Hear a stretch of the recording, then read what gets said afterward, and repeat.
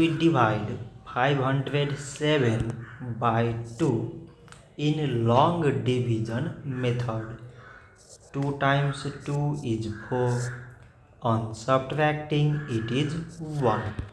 So we put down this 0 and it is 10. 2 times 5 is 10. On subtracting it is 0. Again we put down this 7 and 2 times 3 is 6. On subtracting it is 1.